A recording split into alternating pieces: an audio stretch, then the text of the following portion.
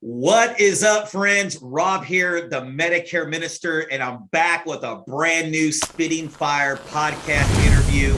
I'm with my man, Ryan Lee. Ryan, will you say what's up to everyone real quick? What is going on, guys? Such an honor and a pleasure to be here today with you, Rob.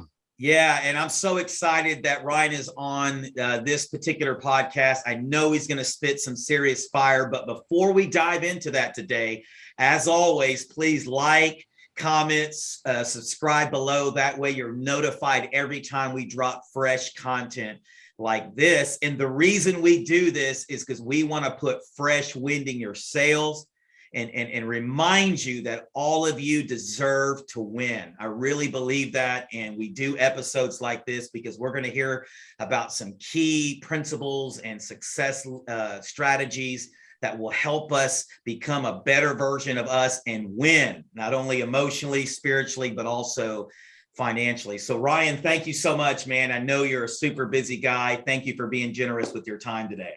My man, I love that, Rob. I love that idea that we all deserve to win. I would go as far as saying it's our obligation to win. Man. Like when we win as individuals, we create value for those around us. And so, man, I'm excited to be on talking to you about this idea of elevating the quality of your life. And Rob, there's no better man and no better way to do it than spitting some fire. Yeah, man. And I'm so excited you're here. And listen, Ryan, you're already taking us to Ryan Lee Church, man. If I had a little offer, you're passing offering plate around, I put some money in it right now, but I totally agree. So let's start this way. As always, with all of my guests, can you just give us a kind of a short version of your story, where you came from, your wife, kids, where you live now, and what's happening today in your life? Yeah, man. I am broadcasting from the beautiful Rocky Mountains of Utah. Made it back this way about 8 years ago now. And, Rob, for me, I think we were talking a little bit offline. I grew up like a lot of people grow up. I grew up with great parents, but a very traditional mindset, right? And they gave me the best that they could. Sure. But for me, when it was time to grow up and go out into the world, like I didn't even question the path that was laid out before me. It was, you go to school, you get a job, and you save diligently for one day. And I'll never forget, man, when I got that first paycheck, right? After a college degree, I had to move from Utah to Arizona. I'm living in the desert now. And I got that first paycheck, and it should have been validation that I was on the right path, but it was the exact opposite. When I opened that check, like I looked at all the taxes and the deductions and the insurance and all the things that came out. And the crazy part about it, Rob, I was making less money as a college graduate with a professional job than I did in a weekend as a side hustler paying my way through college. Wow. And I remember looking at that paycheck and thinking, man, I should just quit now. Right. And again, the conditioning kicked back in for me. And I was like, nah, you got to be responsible. I'm married now. I have a child on the way. Right. And so I resolved at that point to climb the corporate ladder as fast as I could. And over the next 4 or 5 years, it was kind of a whirlwind. But I got a lot of promotions, right? I brought all of this energy, this excitement, this enthusiasm, this drive to make myself better, to make my life better, to create value in the world. And yeah, I climbed the corporate ladder really fast, right? And that little paycheck grew to over a 6-figure salary with bonuses and all the things. But here's what happened, Rob. Along the way, and I bet we've all felt this, right? Along the way, every paycheck, it came with a little bit more money, but it also came with strings attached. And I started trading little bits and pieces of my life in the pursuit of a career, in the pursuit of making more money. And I was a really good saver. So I kept telling myself, if I work hard enough, save hard enough, one day it's all going to work out. Sure. But I arrived in 2008 with just over $100,000 in my 401k. And I watched that account drop like a rock. I realized I had no control over what I was doing financially. That opened up some scary possibilities there. But the biggest thing was my marriage and my life was a wreck. And not only was I losing my money, I was losing the connection with the people I cared about most. And that was a big wake-up call. In fact, my oldest son, what really drove the nail home for me was I got a call from my wife one day, and I didn't even live in the same state as them. Every promotion required more travel, and I had an apartment in Indianapolis. My family was living in Texas at the time, and I just commute back and forth. And she called me on the phone and she said, Ryan, Doug, our oldest son, who was 4 at the time, needs emergency open heart surgery. And man, at that moment, I felt like a failure in every aspect of my life. And I got on a plane and I came home, and the next 2 weeks in the hospital with my son, I questioned everything that I was doing. Mm. And I made some commitments to be a better father, a better husband, first and foremost, and to find a way to not be trapped by money. And that's led me, I didn't know it was going to lead me then, but that's what led me to be on this podcast with you today, to teach people how to be empowered with money and stop making your decisions based on, I'm going to retire one day and I'll figure out life then. Oh, that's good, man. That's so powerful. And I want to stop there for a minute because, I know we'll talk about the cash flow tactics and obviously the Rise Up, Live Free podcast as well in just a few minutes. But it's amazing to me how so many people think that adversity is a bad thing. Yeah.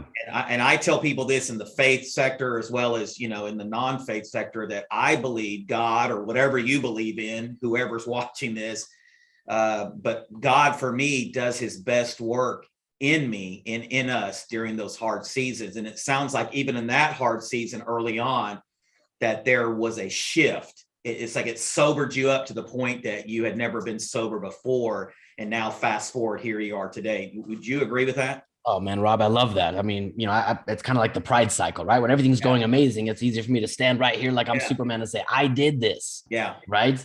But when everything falls apart around you, you realize I'm an idiot. Yeah. And I can't see what's going to happen tomorrow, but there's a God, there's a purpose, there's something out there. And if I can draw on that humble, childlike faith to say, God, what's the plan? Right? I have faith to follow the plan, but what is it? Man, that's when the refiner's fire teaches you how to become someone new. And I believe, I mean, without going too spiritual, I believe that's the whole purpose that we're here. Sure. We're here to become different people, and God's going to give us the absolute wonderful life school to help us become who we're capable of becoming if we'll walk through those challenges. Oh man, I'm right there with you. I tell people all the time, I believe we were made or created on purpose for a purpose. Yeah, I love that. Sounds like you have found that and you're inspiring people. So real quickly, obviously I know you have the YouTube channel, the cash flow tactics. Talk a little bit about that as well as the Rise Up, Live Free podcast. Can you tell us how those came about? Kind of going back to the story, right? I mean, when my 401k fell apart, I naively thought, look, I'm just going to work hard and I'm going to save hard, right? That was my mentality. And, I was saving a whole bunch of my money, and you got to understand like the sacrifice required, right? If I'm going to save 20, 30% of my salary, what am I now going to avoid, spending that money on? And, I thought if I save that money and the market does this thing, man, I'm going to retire maybe in my 40s, right? That's what I was thinking. Sure. And when my 401k fell apart, I remember thinking I did something wrong. But then as I looked out around, everyone, but especially the people I worked with, a lot of the people that I admired in the space that I was in, thinking I'm on their path. Sure. I saw that their whole version of retirement was falling apart too. And they'd been playing the game for 20, 30, 40 years, some of them. And I realized two really important lessons. Number one, I realized, man, I have zero control over this game. And if I don't have any control over this game, I cannot impact it. Despite my best efforts, I'm just riding the roller coaster. If I want to retire in 50, well, every single magical star has to align to make that happen. I don't control it. Right. And so that lack of control led me down a path to say, look, if what I'm doing is wrong, how have people done it in the past? Like, I mean, I'm not the only one that wanted to be financially free. And so, at first I started reading all the books, and the crazy part is in the beginning, most everything was like the same strategy, just a different twist on it. Yeah. And it wasn't until I got slapped across the face again saying, look, man, what if the possibility that everything you think you know about money is wrong? And that opened me up to the possibility, because when I could let go of all the traditional and average beliefs around money, it opened me up to pick up more empowering beliefs around money. And then I realized and learned that self-made, financially free people, they're not just doing average better, they're doing the exact opposite. And the more I studied that path and got mentored in that path and took action on that path, the faster I gained control over my money and financial freedom. And in the beginning, almost everyone said I was crazy. Like all the traditional people are like, what? You're not putting money in a 401k? What? You're taking money out of the market? What are you doing? And they said I was crazy. And I felt a little bit crazy, to be honest. Right. But as I started getting results, like internally, my confidence, the way I projected myself in the world, it just changed, right? I had confidence for the first time ever. I had certainty knowing what a dollar represented and how to use it to get the outcome I wanted. And a lot of the people that said I was crazy in the beginning with results and this change, they started coming back saying, how are you doing it? And I didn't anticipate ever leading people to become financially free in 10 years or less, but that's what we do now. I walked away from the corporate world after 4 years financially free, and started a movement that is now Cash Flow Tactics to help people do the same thing. Right. Right. And so what about the Rise Up, Live Free? How does that work in conjunction with the Cash Flow Tactics? I love that title. Man, it kind of goes back to what you just said, right? The refiner's fire. Look, financial freedom, I think people have this naive thought that it's just going to magically happen one day. You don't have to do any work, right? Your freedom is all but a certainty one day. Just sacrifice days, months, years of your life, toil, labor, work at a job you may or may not like, sacrifice all the things. And one day it's all going to work out. It's just on a silver platter. That's the plan. It's not working out for anyone. I think we all know that, right? But most people are unwilling to acknowledge the truth for what it is. So our mission, the way we measure it, the way we measure success is cash flow, not your net worth, but when your cash flow from your assets exceeds your expenses, you're free. You own your time. And I believe anyone that follows our path can become financially free in 10 years or less. So that's how we measure it. But just like you said with the refiner's fire, in order for that reality to take place, a new person has to emerge, right? The only difference between you today and the version of you that will exist when you're financially free is you're not that person yet. You don't have the mindsets and the skill sets to be able to do that. You got to rise up and take control. You got to improve the way you're thinking and the way you're acting, the way you're operating, so that you can live free. So Rise Up, Live Free is our battle cry. Financial freedom in 10 years or less is our measurement for success. Man, I love it. You're spitting some serious fire now, man. I love the language that you're preaching here. So let me go back because, there's an old cliche adage that, gets said over and over again that leaders are readers, but you talked about books. And there was one book of an interview or a bio that you talked about really changed your life in regards to money and how you view things. Can you talk a little bit about that? Yeah, man. Dude, I love reading that's the thing. And the crazy part about reading is you get to tap into someone's expertise, right? And some of it might be hocus pocus, but man, if I have a question out there and I'm curious about space travel, about going deep in the sea, about becoming financially free, right, I can tap into someone's experience. And in a book, it's not just like a little snippet.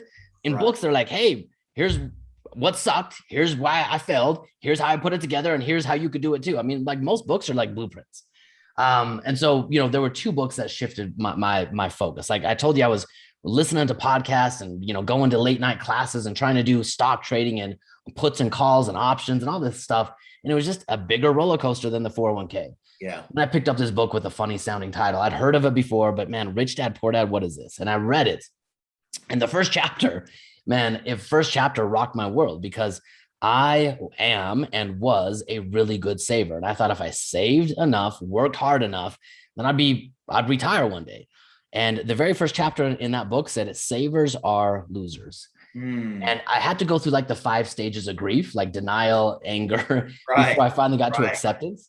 Once I understood what he was saying, what he was literally saying is, look, the rules of money have changed, and they changed actually quite some time ago. And if you're thinking you can just blindly and dumbly put your money into some account and save your way to financial freedom, you will lose. Right. And I was losing. I have now talked to thousands of people in the space of being stuck with their money, and I can see how every single one of them are losing because of the outdated mentality that you can save your way to financial freedom. And so that was the first epiphany for me, is maybe I'm doing maybe I'm not just trying to do average better.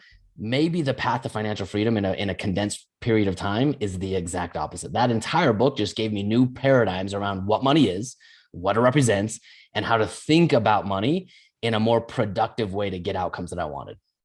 Do you think the reason so many people struggle to achieve financial freedom is because they are just going with the status quo, going along with just whatever they've been taught, maybe by mom, dad, or whoever the case may be?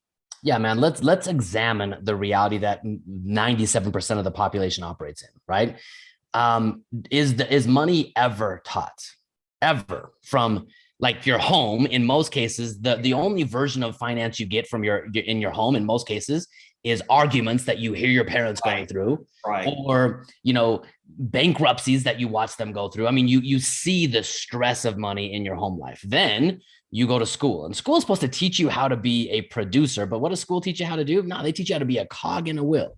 They teach you how to get a job, but there's zero discussion of money. And then whatever discussion of money, it's all blanketed by one thing.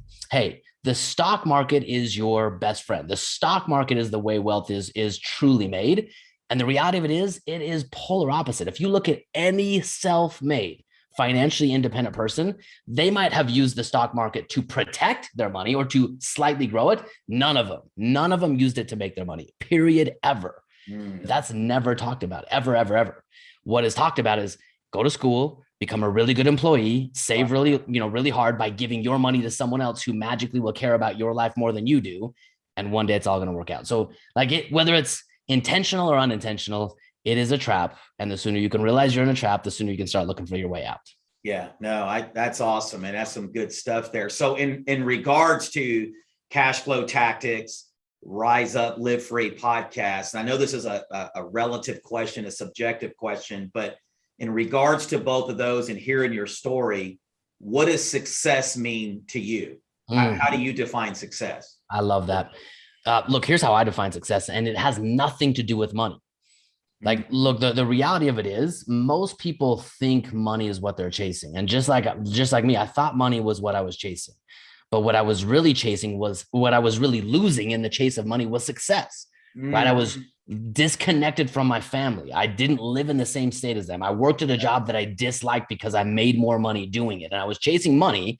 And I kept telling myself that when I had enough money, then I'll figure out what life is all about, right? And most people try to define success based on money.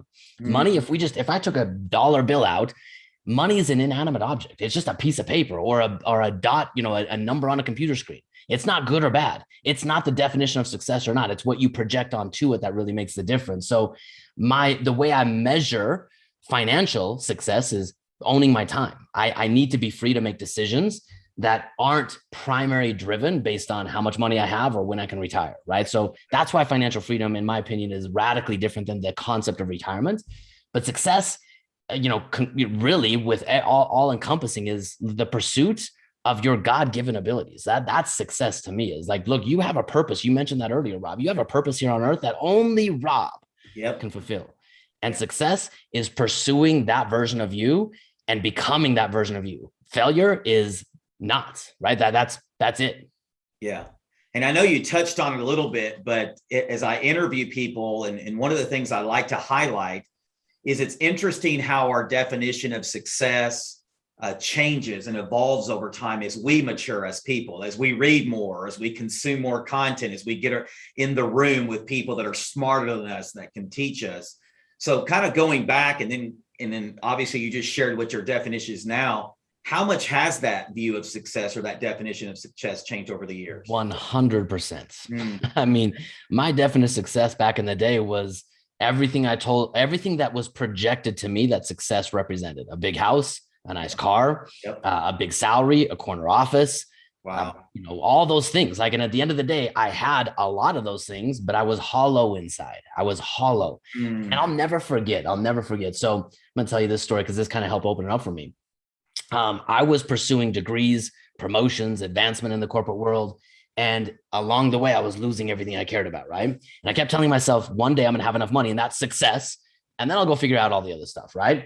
And I was used to offices, like all the people I looked up to in the corporate world. And, it was all sterile, right? You'd walk into an office and it was plaques of top salesmen or, degrees. I got these 5 degrees. And man, those, for me, they meant nothing, right? And they were unmotivating or uninspiring. But I'll never forget, after I lost all that money in 2008 on my 401k, when you're ready, obviously you have the opportunity, mentors kind of appear, right? And I came back home for the holidays and I ran into a person that I knew in college. Now in college, we knew each other. We were in the same graduating program, but we weren't really friends. And I thought he was crazy because in college, I was focused on internships and jobs and all the things.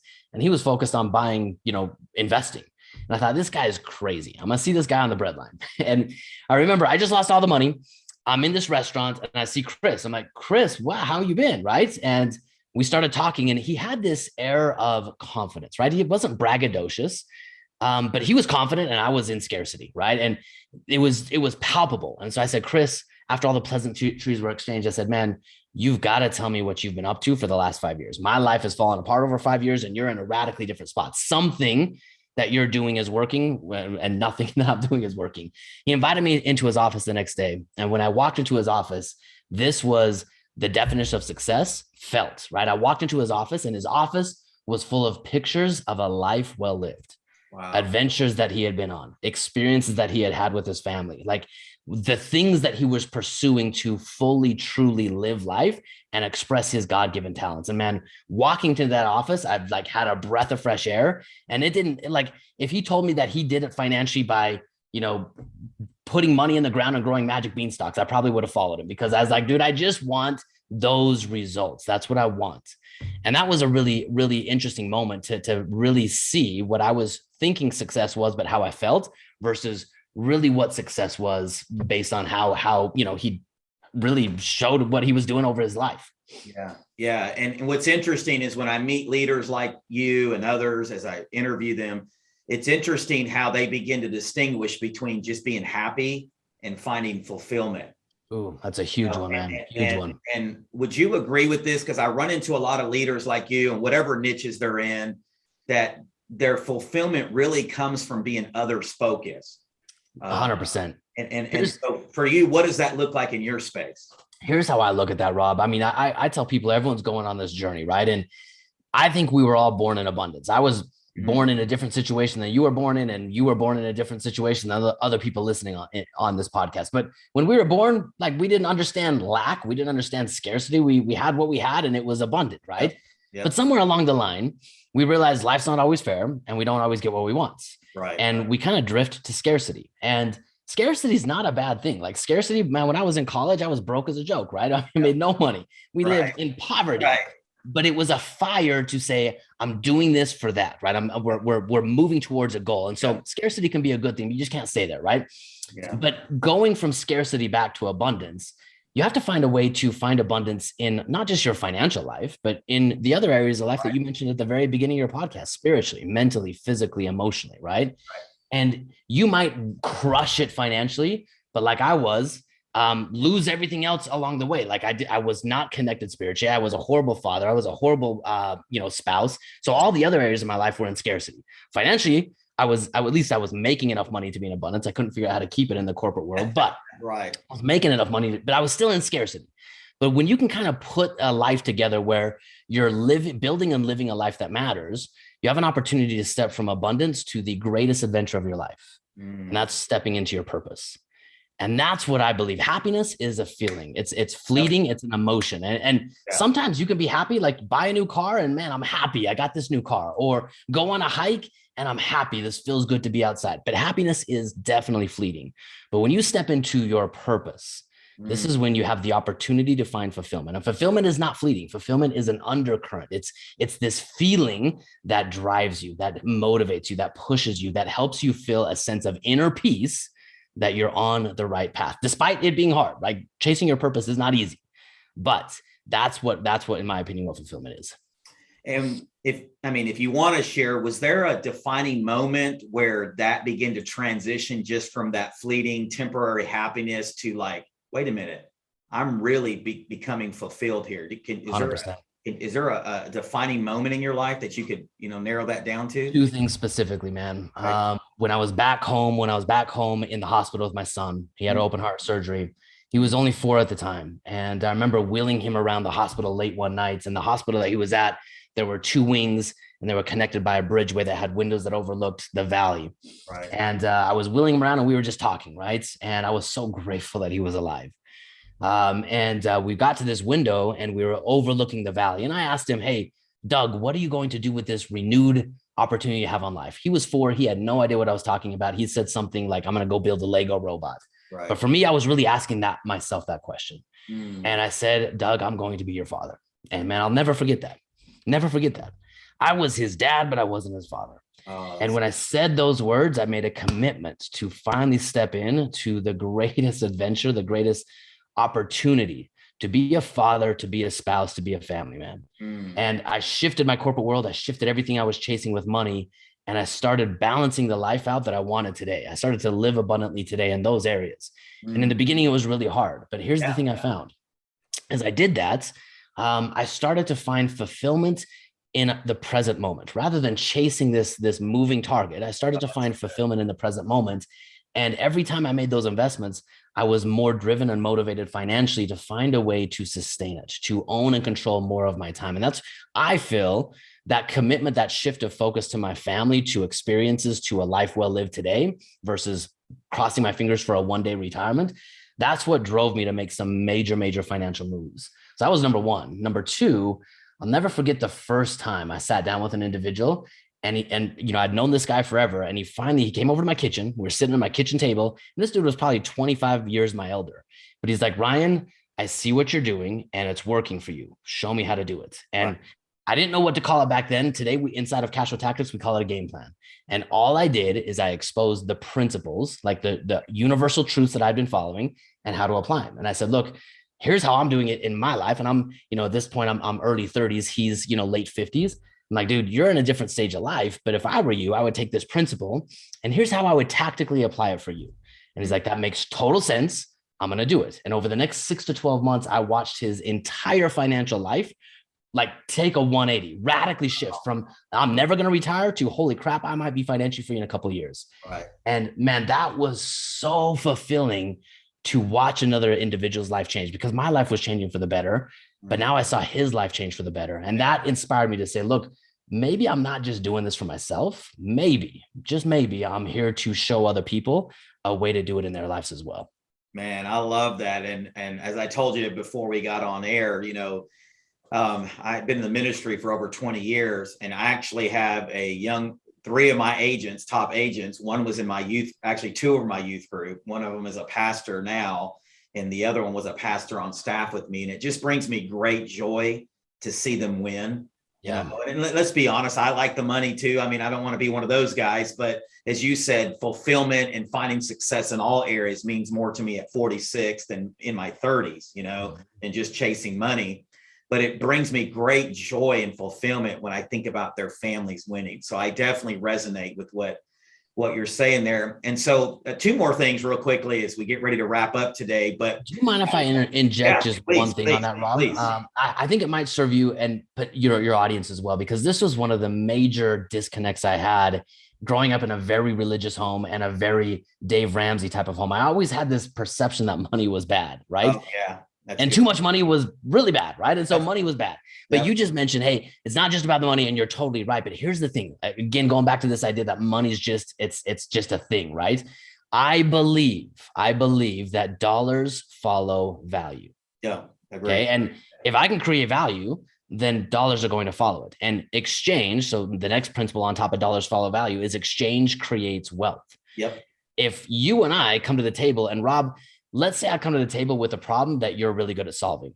Yeah. I have dollars in my pocket, but I have a problem. Yeah. You have a solution, and you're willing to exchange that solution for my dollars. Yeah. And when we do that, like, who walks away better? Yep. Well, we actually both won. Exchange just created wealth. You got what you wanted. I got what I wanted. We both walked away wealthier, and profits, money in my bank account, is a tool of validation that I'm creating a difference.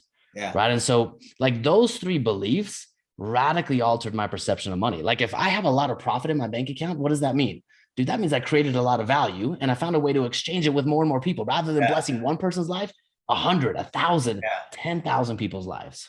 No, I'm glad you brought that up, because as someone who grew up with a single mom and someone who's been in the ministry and just, being fully transparent, there's this myth. I don't know if it's intentional, unintentional, that ministers have to be broke.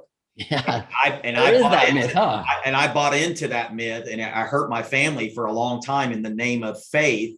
Yeah. And it was 3 years ago that God allowed, I believe in divine appointments, allowed me to meet this other church planner. And God used him to re-spark this alpha lion mentality in me. And it's like, I snapped out of it about 3 years ago. And, I was like, wait a minute. I agree with you. I say it this way: the bigger the impact, the bigger the income. that Yes. income always follows impact. And so value the same way. So no, thank you for sharing that, because I wholeheartedly agree that there is this notion, especially in a faith-based audience and in ministry, that it is a bad thing. So thank you for bringing that up. One word that one question that I always ask people in my interviews is, if there was one word, Ryan, that you could use to describe yourself, what would that one word be? You know, I've used this word before, and sometimes people can take it the wrong way, but Sure. I'm going to share with you.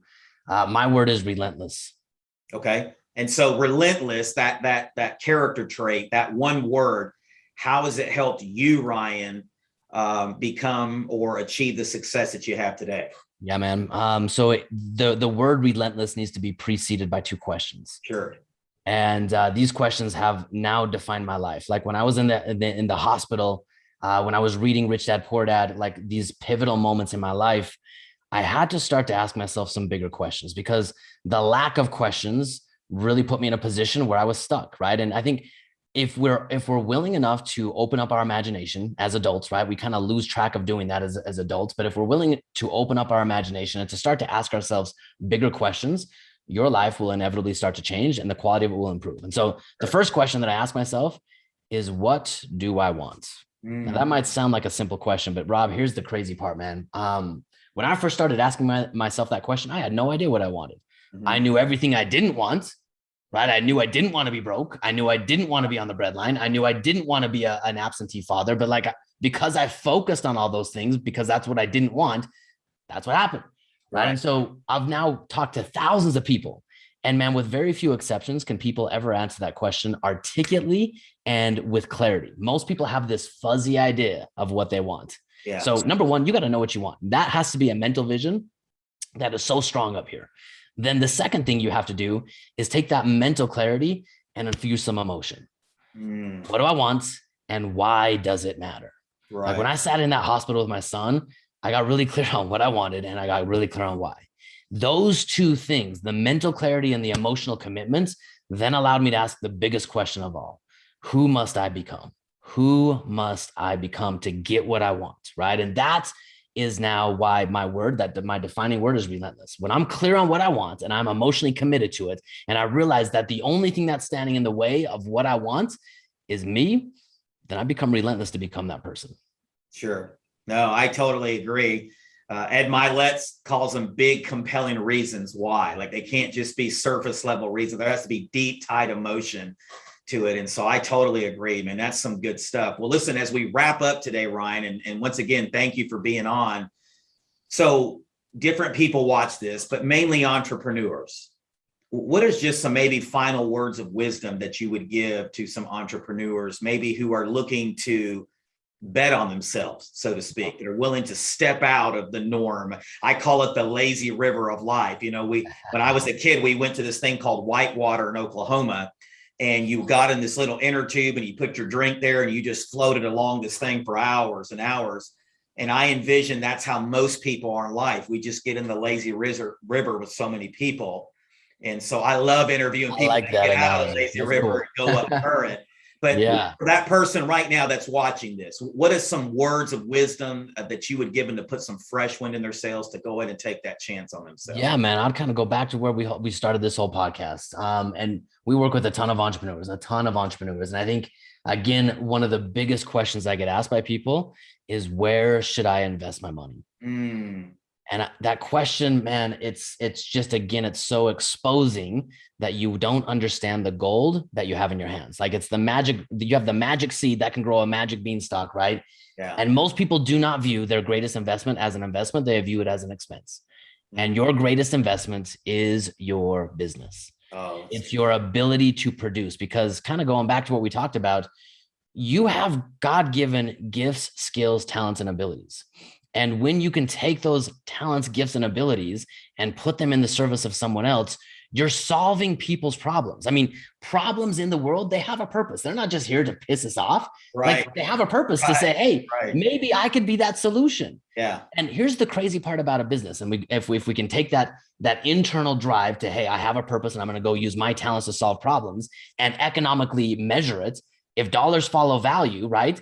if I can get really good at putting $1 into my business to hire a person, to build a system, to create a video, to buy a product, whatever it is that's necessary to my business, if I can put $1 in and then turn that dollar into 2, 5, 10, 100, like, is there any greater investment than that? It's like when entrepreneurs come to me and I say, hey, over here, we've got 5, 10, maybe 15% returns. But in your business, you've got 100, 200, unlimited returns. Right. So the first thing you have to do as a business owner is give yourself permission that your business is your greatest investment. And you, my friend, are your greatest asset. And if you can think about those two things in that way, then the whole game of business is go create a bunch of value. Yes, make money, but your investment strategy becomes really, really easy. All you got to do, and this is what Cash Flow Tactics focuses on, all you got to do is keep it. That's all you got to do. Don't take your money and invest it in the stock market. You're taking your money and investing it in someone else's business. You can barely control your business. Why do you think you can control Apple? Right. So take your money, invest in your business, get really good at predictably putting $1 in and turning a profit, make money, keep it, turn it into cash flow. Super simple. Bro, man, you were spitting some serious fire today, man. This has been one of my favorite interviews. I love the energy. I love the passion. And so final thing is, I know we can find you on YouTube, but tell us where else we can find you. Yeah, man. The place where most people find us, because like I said, man, our mission is financial freedom in 10 years or less. We are 100% definitely not for everyone. But if you feel like you're ready to rise up so that you can live free and you want to learn a principle-based approach to money, then the best way to find us is on Facebook. We have a free 5-day challenge. It's cashflowtactics.com/challenge, or you just go to Cashflow Tactics on Facebook.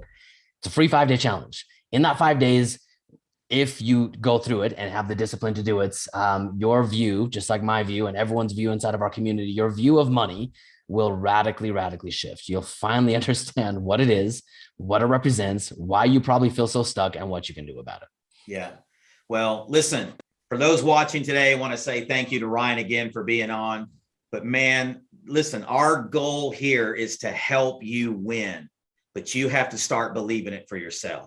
Yeah. Right? And I pray today something that Ryan said maybe will be that paradigm shift for you, is that reading that book early on and that encounter with his son begin to change him. I pray something today in this 30, 45 minutes here will change you, and you will begin to rise up and understand that, you know what, I was born to live on purpose, that I was made for something greater than what's happening in my life now. So once again, as always, I want you to like this video, share, comment, let us know if this has inspired you, encouraged you, but most of all, subscribe. So that way you're notified every time we drop fresh content like this. Make it an awesome day. God bless you guys, and we will see you soon.